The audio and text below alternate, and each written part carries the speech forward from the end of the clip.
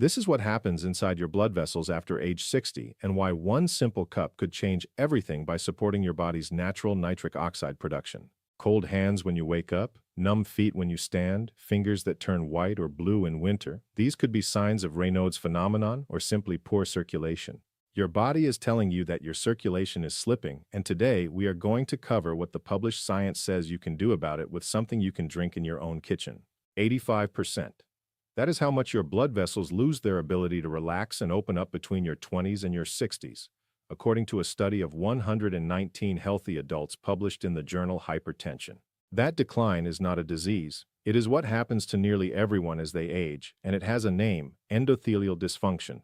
The downstream effects show up in hard numbers. A study published in Circulation found that healthy older men carry 26% lower blood flow in their legs, 32% less vascular conductance, and 45% higher vascular resistance compared to younger men. Their vasoconstrictor nerve activity measured 74% higher. Put simply, your body tightens the squeeze on your blood vessels at the exact age those vessels become less capable of pushing back. Cold extremities are just the symptom you notice first. But here is where the science turns hopeful. Researchers have pinpointed specific beverages, tested in randomized controlled trials, and published in peer-reviewed medical journals that measurably improve blood flow within hours, not weeks, not months. And the mechanism behind them centers on a molecule so important that 3 scientists won the Nobel Prize for uncovering how it works in the human body. That molecule is nitric oxide. By the end of this video, you will understand exactly how nitric oxide controls your blood flow, why your body produces less of it as you age, and which beverages carry the strongest scientific evidence for helping your body make more of it. Stick around because this will change how you think about your morning cup. Section 1. Why circulation gets worse after 60. Before we get into solutions, you need to understand what is actually going wrong inside your arteries, because once you see the mechanism, the solutions will click into place.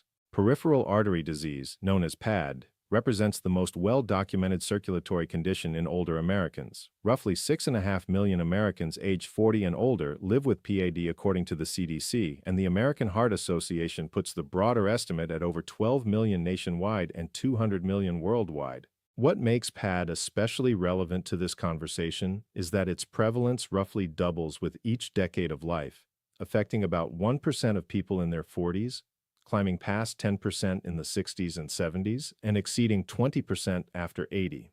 Doctors typically diagnose PAD using the ankle brachial index, or ABI, which compares blood pressure readings between your arms and ankles to detect blocked arteries. Most people dealing with cold hands and feet do not have full-blown peripheral artery disease, though. What they have is something subtler and far more common called endothelial dysfunction.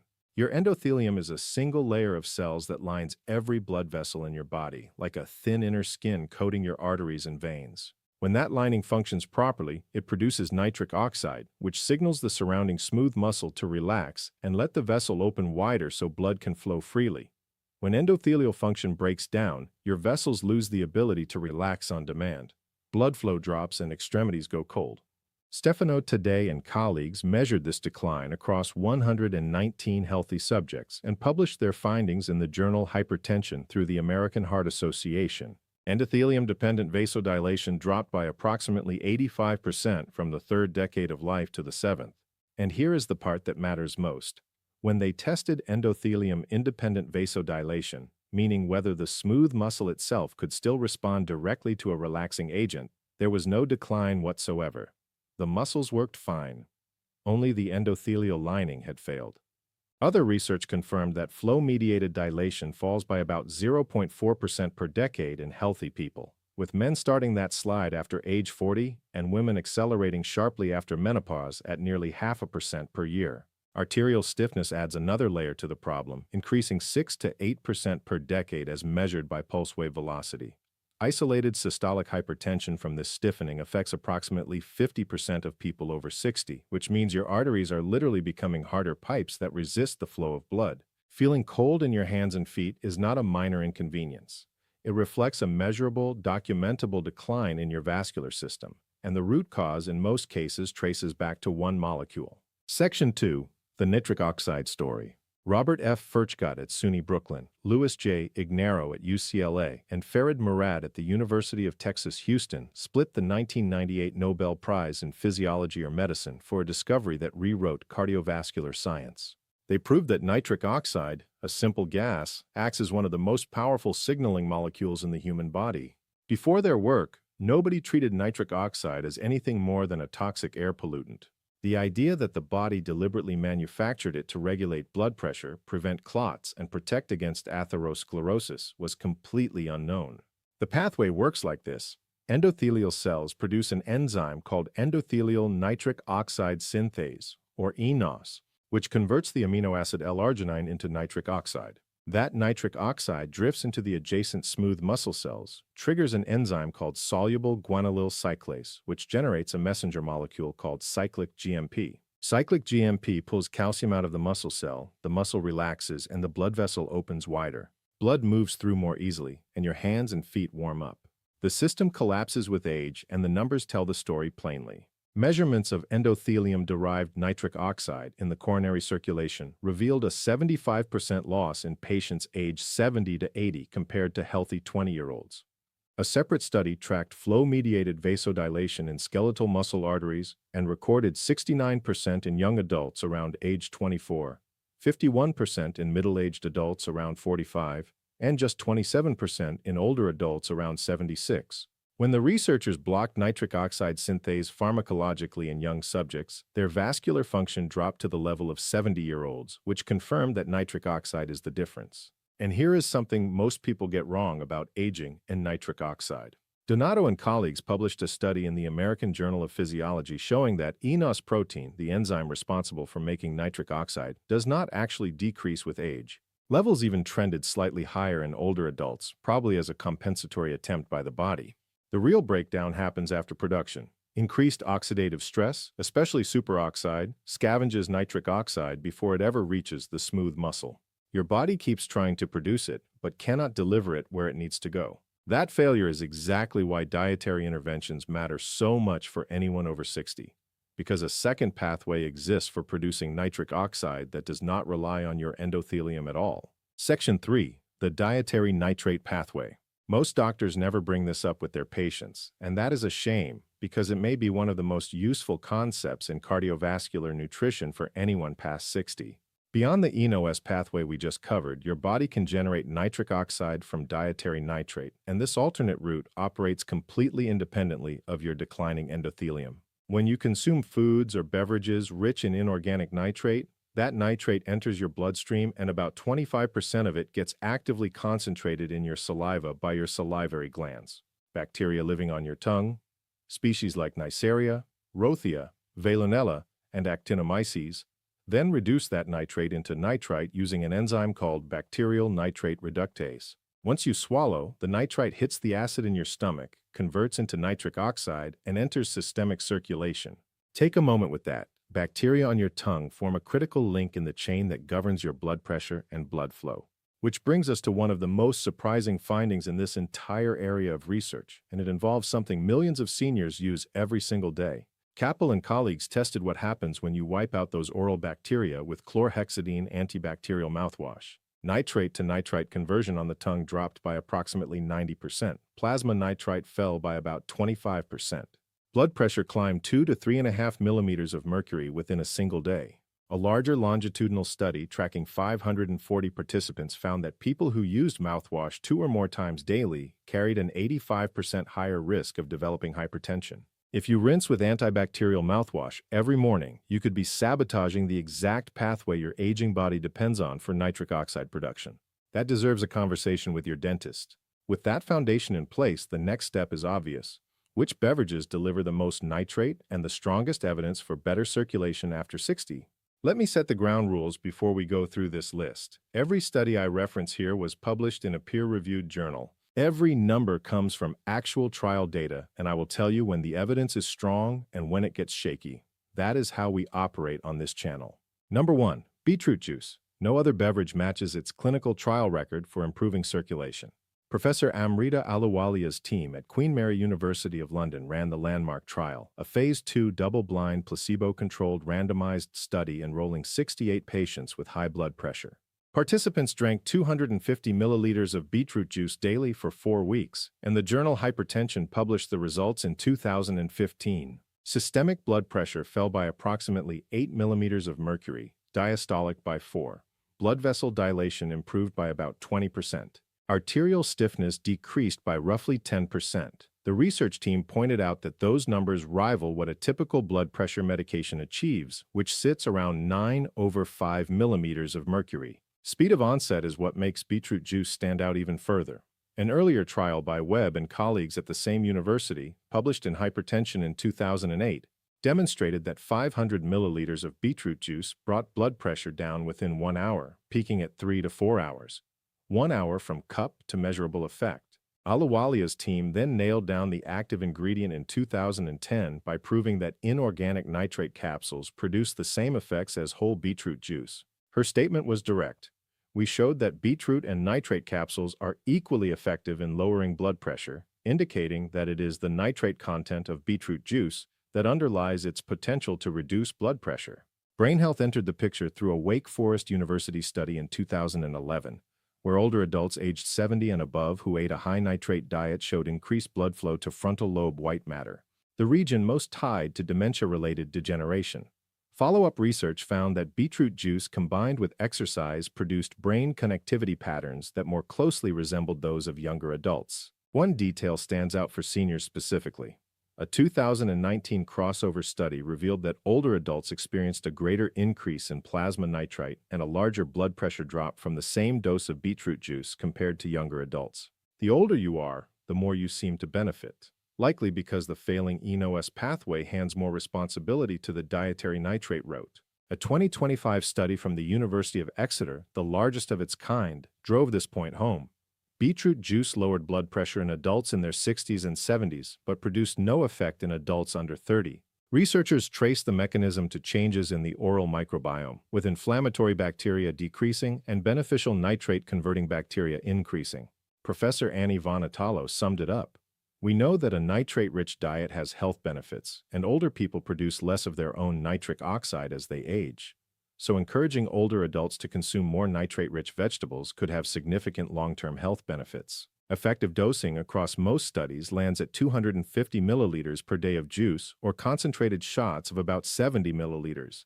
11 randomized controlled trials confirmed consistent blood pressure reductions in a systematic review, and the authors calculated that a clinically relevant drop of 5 to 12 millimeters of mercury systolic translates to a 14 to 38% reduction in stroke risk. Number 2, cocoa flavanols. This category holds the largest and most rigorous clinical trial in the entire field. 21,442 U.S. adults participated in the Cosmos trial, short for Cocoa Supplement and Multivitamin Outcome Study. Women enrolled at 65 and older, men at 60 and older, all through Brigham and Women's Hospital and Harvard Medical School under the direction of Drs. Howard Sesso and Joanne Manson.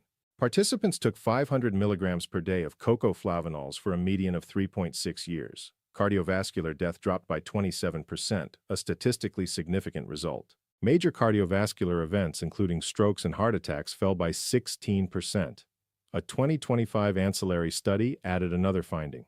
Cocoa extract cut a key inflammatory marker by 8.4% per year in older adults. Researchers confirmed that the mechanism runs through nitric oxide by blocking nitric oxide synthase with a chemical inhibitor, which completely wiped out the vasodilation cocoa flavanols produced. Across a meta-analysis of 15 studies, cocoa flavanols boosted flow-mediated dilation by 1.17%, with the optimal intake sitting around 710 milligrams of total flavanols per day. Norman Hollenberg's research at Harvard on the Kuna people of Panama tells the most vivid part of this story. Island-dwelling Kuna who drank 5 or more cups of flavanol-rich cocoa daily maintained blood pressure around 110/70 with no age-related increase at all. Their cardiovascular death rate ran approximately 9 times lower than mainland Panamanians, and urinary nitric oxide metabolites measured more than double. When Kuna moved to the mainland and abandoned traditional cocoa, the protection vanished. That is some of the most striking epidemiological evidence connecting dietary flavanols to heart health in the entire literature. One warning on this. Most commercial hot chocolate and processed cocoa powders have had the flavanols stripped out during manufacturing. You need minimally processed cocoa or dark chocolate with high cacao content to get the benefit. The Cosmos trial used a specific cocoa extract supplement, not the kind of cocoa mix you find in the baking aisle. Number 3. Hibiscus tea. Most people walk right past this one, but the data backing it up is surprisingly solid.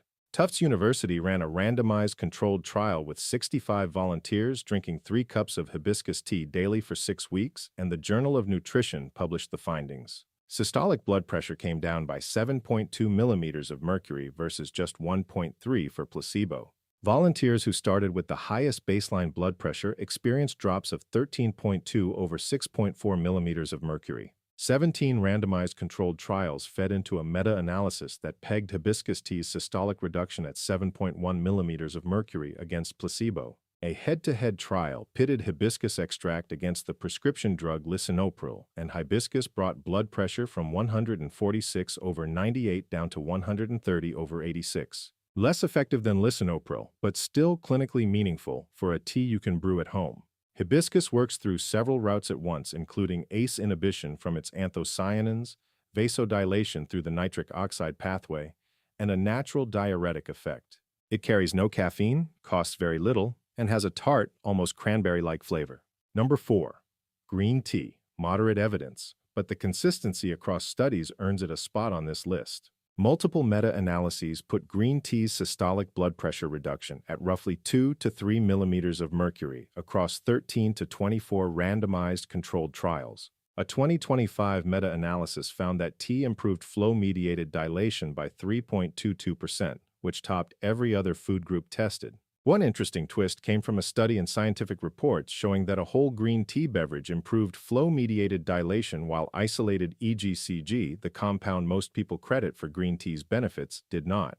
The whole tea delivers the vascular benefit, not any single extracted molecule. A few other beverages deserve a brief mention, though the evidence behind them is not as airtight. Pomegranate juice produced striking results in one trial. Aviram and colleagues published a study in Clinical Nutrition in 2004 where 19 patients aged 65 to 75 with severe carotid stenosis drank 50 milliliters per day for 1 year. Carotid artery wall thickness dropped by 35% while controls worsened by 9%, and systolic blood pressure fell by 12%.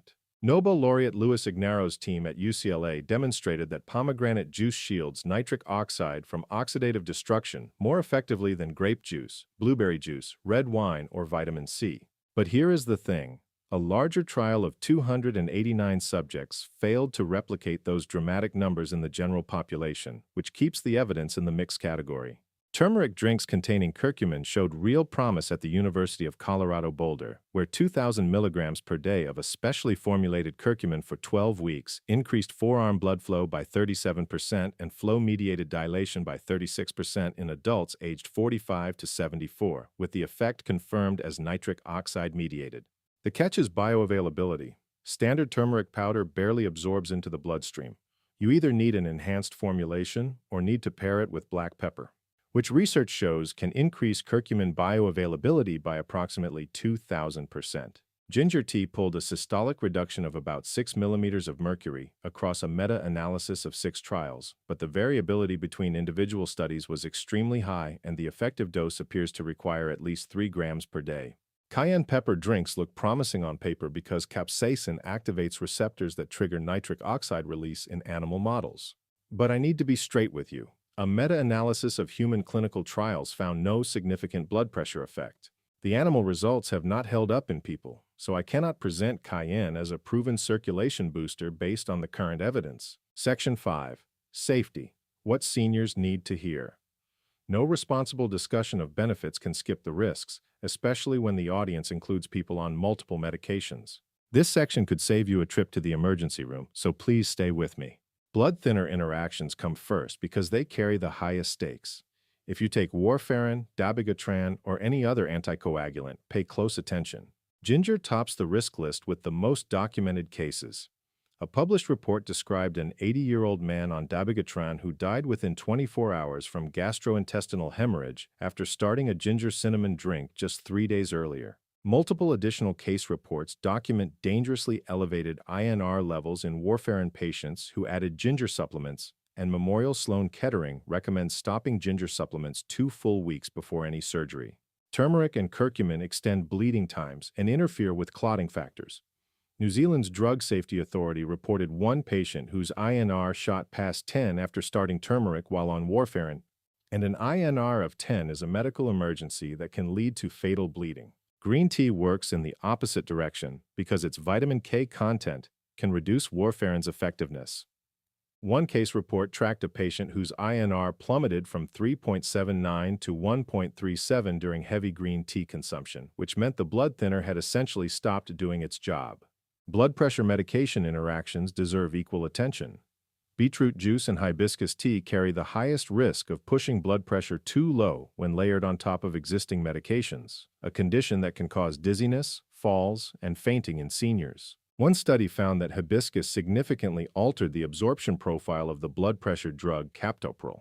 Green tea cut lisinopril bioavailability by approximately 66% and slashed nadolol levels by about 85% in separate studies. If you take blood pressure medication, monitor your readings closely when introducing any of these beverages and let your doctor know what you are adding. Kidney and metabolic concerns round out the safety picture. Beetroot juice packs 60 to 70 milligrams of oxalate per 100 milliliters, which ranks among the highest of any vegetable juice, and the National Kidney Foundation flags beets as a stone-forming food. For anyone with compromised kidney function, measured by eGFR, the high oxalate content combined with approximately 450 milligrams of potassium per cup requires medical supervision. Beets also deliver that potassium load, a consideration for anyone with advanced kidney disease. Pomegranate juice contains enough natural sugar to matter for diabetics. Cassia cinnamon, the variety stacked on most grocery store shelves, carries coumarin that can damage the liver with regular use. A 2025 study published in Nature found that 66.3% of 104 commercial cinnamon samples failed quality or safety testing in the EU. If cinnamon is part of your routine, switch to Ceylon cinnamon, which carries only trace coumarin. One last interaction that almost nobody talks about: proton pump inhibitors. PPIs, which millions of seniors take for acid reflux, may disrupt the conversion of nitrite to nitric oxide in the stomach, potentially deepening the nitric oxide shortage that already comes with aging. That connection needs more research, but it is worth keeping on your radar. So where does all of this leave you, practically speaking? The evidence sorts itself into a clear hierarchy. Beetroot juice sits at the top with the strongest and most consistent clinical trial record, delivering blood pressure reductions that match pharmaceutical intervention with effects kicking in within 1 hour. Cocoa flavanols come next with the largest and most rigorous trial ever conducted, over 21,000 participants, showing statistically significant reductions in cardiovascular death. Hibiscus tea follows with solid blood pressure lowering confirmed across 17 randomized controlled trials. Green tea offers more modest but steady benefits. Pomegranate, turmeric, and ginger carry promising but less settled evidence. Every one of these beverages connects back to the same underlying biology: the nitric oxide pathway, which loses approximately 75% of its capacity between ages 20 and 80. As your body's own nitric oxide production fails with each passing decade, the dietary nitrate pathway through your oral bacteria shifts from a nice bonus to something closer to a lifeline for your vascular system. If I had to pick one cup to start with based on the weight of the published evidence alone, it would be beetroot juice. 250 milliliters per day, or a concentrated shot of about 70 milliliters. Effects begin within 1 hour. Multiple systematic reviews back it up. And the research specifically shows that older adults get a bigger benefit from the same dose than younger people do. Variety works in your favor too, because these beverages target overlapping but distinct mechanisms. Beetroot juice in the morning for the direct nitrate pathway, a cup of flavanol-rich cocoa in the afternoon for the epicatechin and antioxidant effects, and hibiscus tea in the evening since it carries no caffeine. That is not a prescription. That is a framework built on what we covered today. Conclusion: cold hands and cold feet after 60 are not something you have to accept and live with. They are a signal from your vascular system, and the published research makes clear that dietary interventions can move the needle. 3 scientists won the Nobel Prize for proving that nitric oxide controls how your blood vessels function. Decades of studies since then have mapped out exactly how to support that system through what you eat and drink. 3 reminders before we wrap up. First, if you take blood thinners or blood pressure medication, bring these beverages up with your doctor before adding them in any significant amount, because the interactions are real and some of them are dangerous. Second, if you use antibacterial mouthwash every day, you may be wiping out the exact bacteria your body needs to turn dietary nitrate into nitric oxide, and that is a conversation worth having with your dentist. Third, none of these beverages replace prescribed medications. They add to a healthy routine that includes movement, proper nutrition, and regular medical care. Your circulation can get better. The research supports that statement, and it can begin with 1 cup. If this was useful, subscribe to the channel and share this video with someone who could benefit from hearing it. I will see you in the next one.